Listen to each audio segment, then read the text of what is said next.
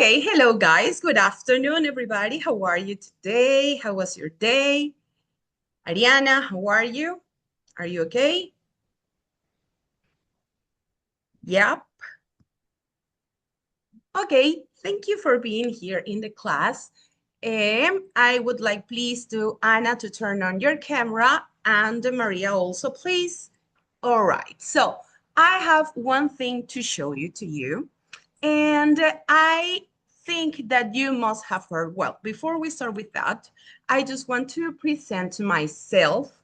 As you already know, I'm Natalie, and I'm going to be your teacher for today. And I hope that you really have a nice time. And it would be like saying break a leg, right? When you want to wish luck someone, you say break a leg. What happened when you say a penny for your thoughts? What do you think that is the meaning of that?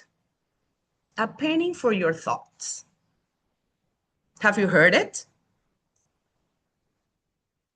It's like saying good luck. It's like saying good luck. Okay, Erika, what do you think about it? I guess that you say that when you want to know what the other person is thinking about something.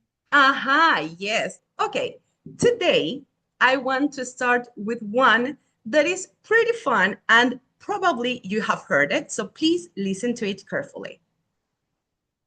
But it is. No, it's not. That. No, now it's about you and Ross getting back together. What? So, yeah, you kind of stole my thunder. Okay, ho. Monica, Let's come not on. make a. Okay, we're going to stop it over there. And could you notice a particular expression in that dialogue? Yeah, the sound of people laughing.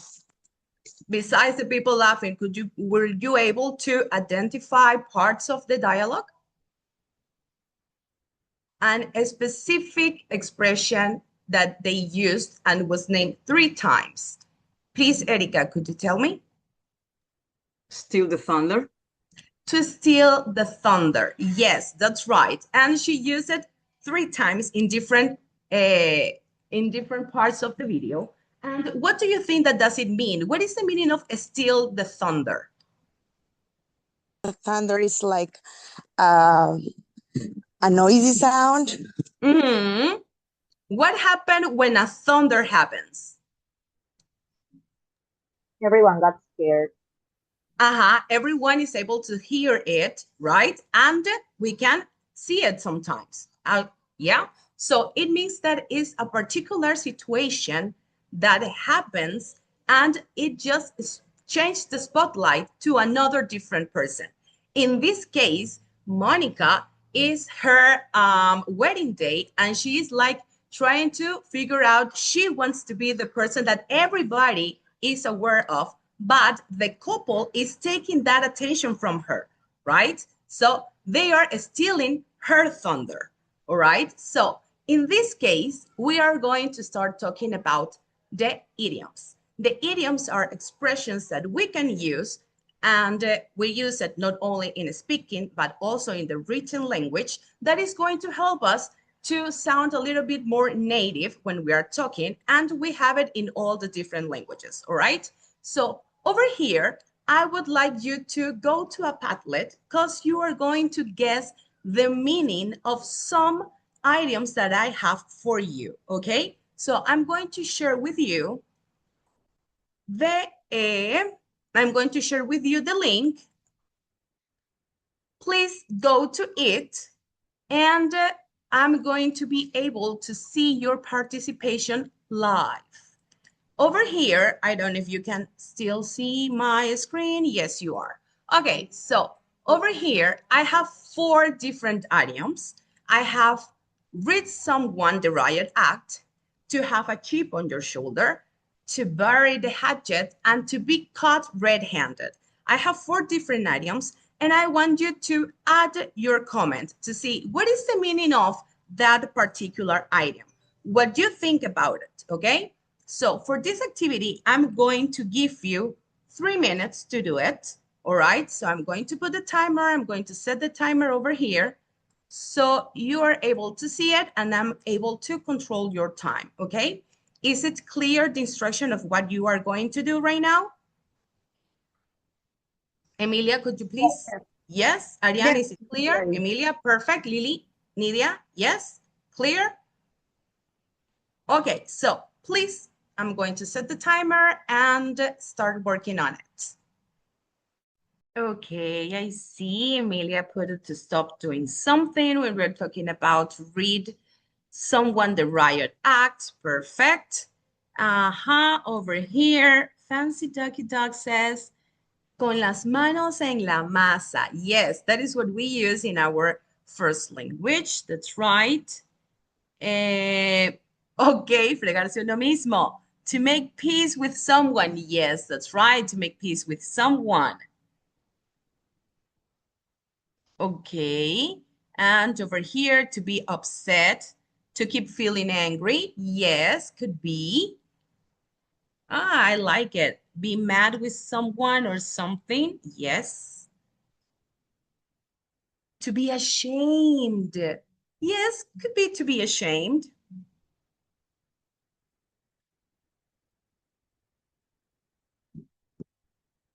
To be guilty. Yes.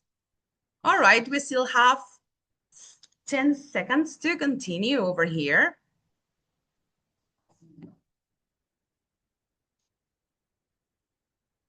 Let me see. Okay, I'm going to stop with the timer. Yes. All right. To receive a punishment. Yes, to receive a punishment.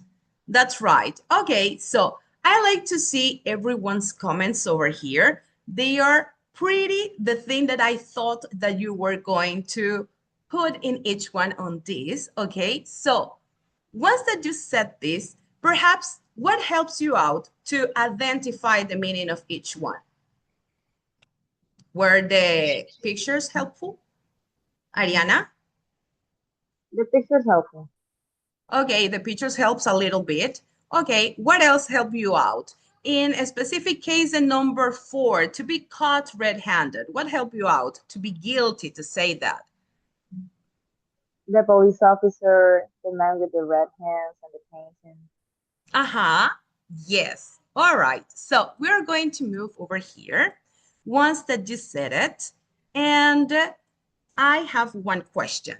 As we have been talking about the meaning of the idioms that you used recently, the idioms that I used at the beginning, I want you to tell me, what do you think about? Do you think that idioms make language more difficult or more interesting to learn? Well, I think that it's like the way to express a feeling or something that you want to say. It's the same as in Spanish. We have different phrases, we have different point of view of something, but it doesn't mean that our language is difficult. Maybe it's a way that you can express something or you can say something. Thank you, Emilia. Congratulations. Yes, I like that. Please, Erika, tell me, what do you think about it? I don't think, well, maybe it could be at sometimes make it a little bit difficult to understand, because when you're working with idioms, you're working with the culture.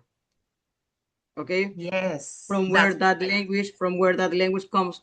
So if you understand idioms, that means that you understand the culture, the way that the people express, the way that the people think.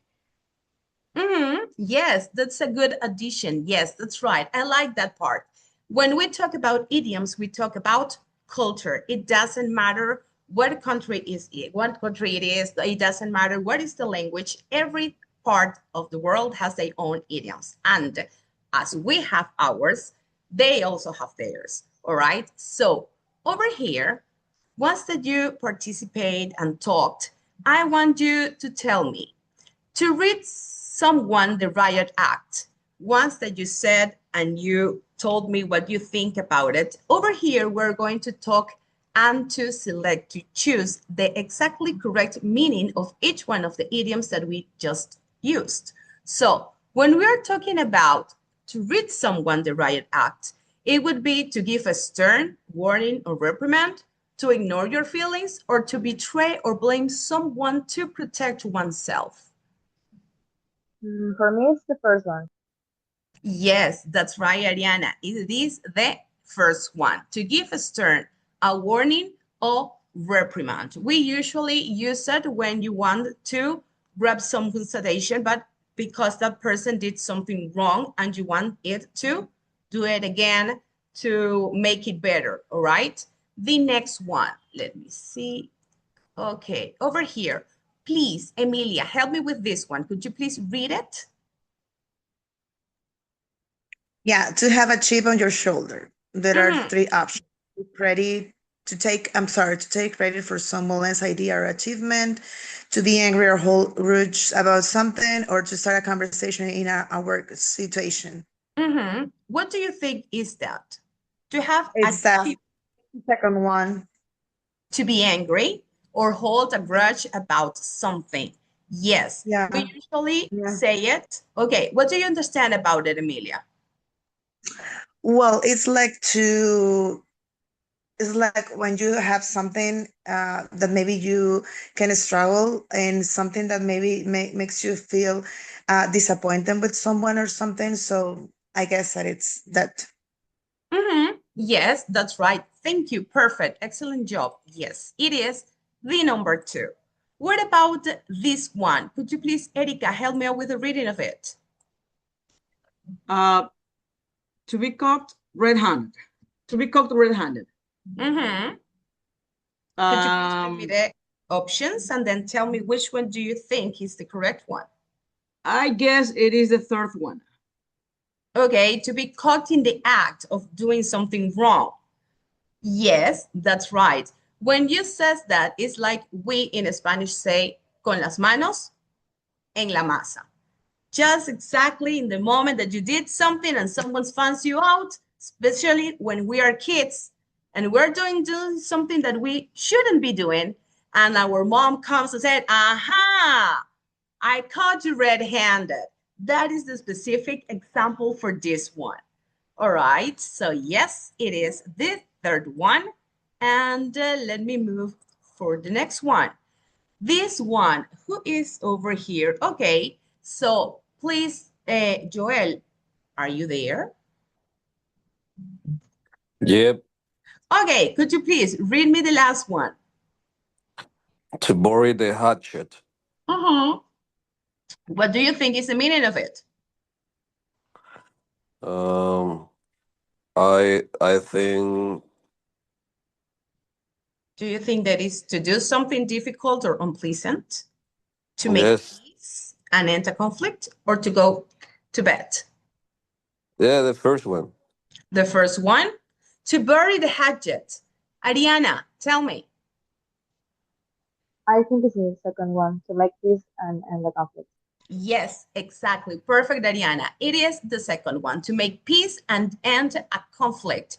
It is specifically when you are tired of a specific situation and you just say, okay, this is enough. I'm not going to continue in this arguing and in this scenario. So I'm just going to say, you know what? Let's make peace. This ends here. Shake your hands. And that's it. End of the problem. Erika, what do you want to add? We do not have that idiom here in Ecuador, but in Spain it is used. They use this expression, this idiom. Okay, could you please say it in Spanish, But in please? Spanish, the same, exactly the same. Enterrar el hacha. Enterrar They el use, hacha. yeah, they use exactly the same idiom there. But we do not have that one here. No, we don't use it. We don't have it. But all right, okay.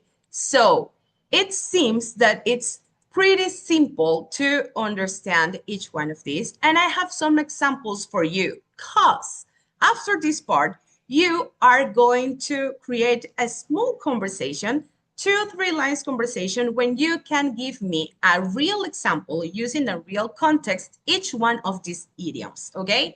So read the riot act. Erika, please read me the example after. After the students came back late from lunch, the principal read them the right act about being punctual. Yeah, that's right. So here we have a specific example that we usually have it during every single day at work. Okay, the students, there is always students that get late to class, and we have to read the riot about being punctual, being responsible with the time. Emilia, please read the second one. Okay, tell me. Sorry, read the right ad could be the same as preaching somebody?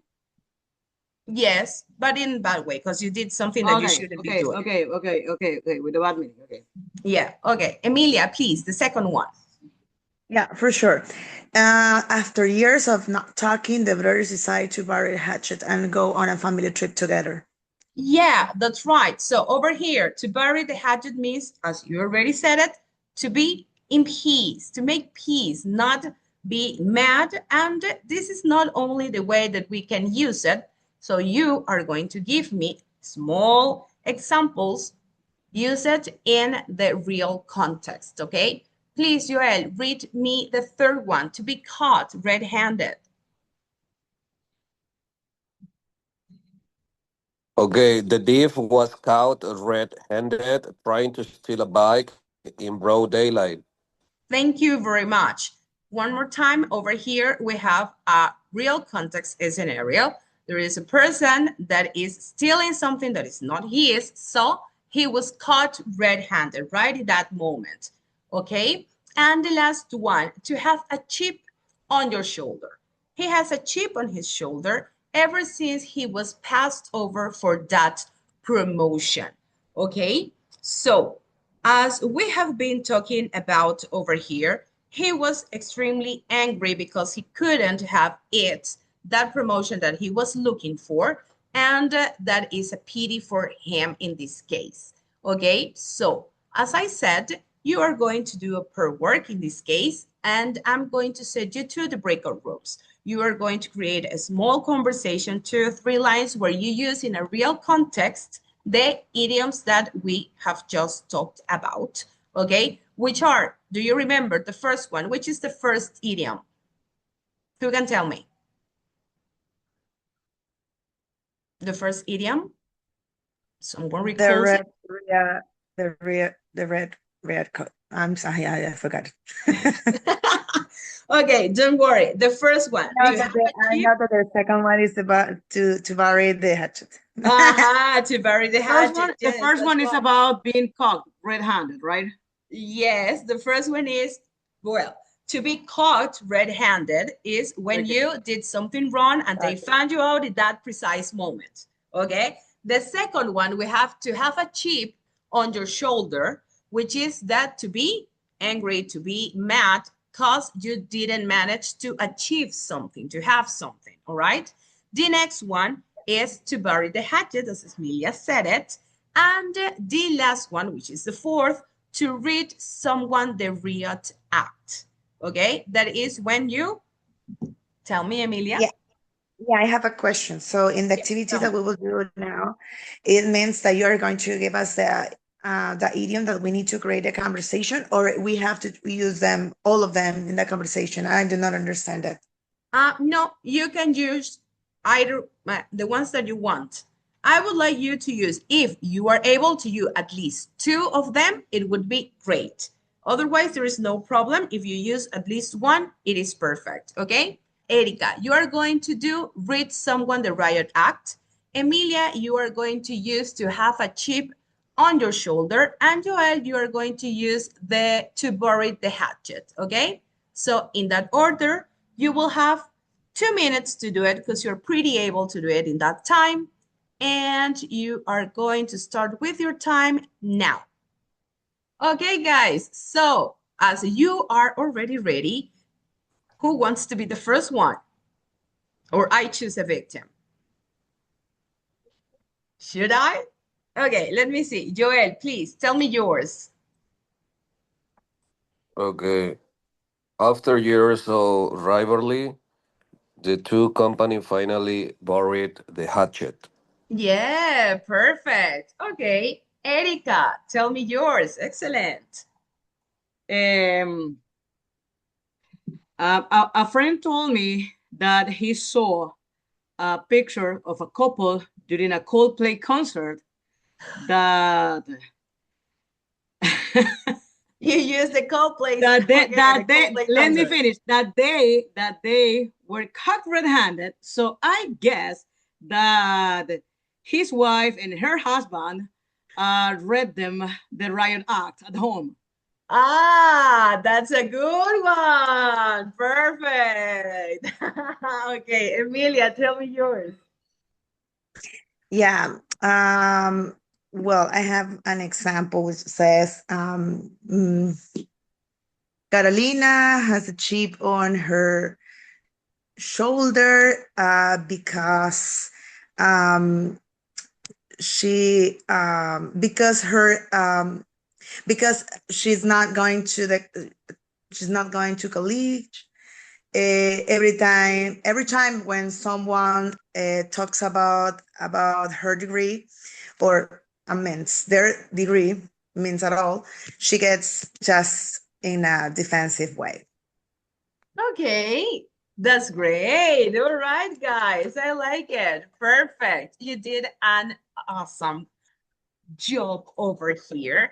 And well, after we do our pro-work, I just want to tell you that you did it marvelous. And to end our class, I just want you to tell me, did you learn something new today? Yes, Yes, Yeah. yes, I did. you Yes, did? I think so. You think Yes, so? thank you so much. These are a type of immense phrases that maybe are not common for our language, but when you just got new phrase to say and use them with your partners or your immense co-workers, it was like a different type of way that you can say something. It's like to feel different, I Yeah. guess. And you feel nice because you are able to use another type of expressions to just be cocky. Okay. I feel like a high level of English. Ah, like a C1 Like level. a C1 level. Yeah. All right. So I'm going to end it just with this. So we shall adopt an analogous formula with the reservation that feelings and cognitive configurations do not depend solely on the existing field, but also on the whole previous history of the acting subject. And this was said by John Piaget. And guys, this is the end of our class. I just want to share with you one more thing that you are going to feel it after that we end this session. So I'm going to share it with you. This is a Google Forms for you to grade your teacher, okay? Today's teacher, all right? So that is the end for today. And I really hope that you have a really nice night. Take care and I'll see you next time. Bye, guys.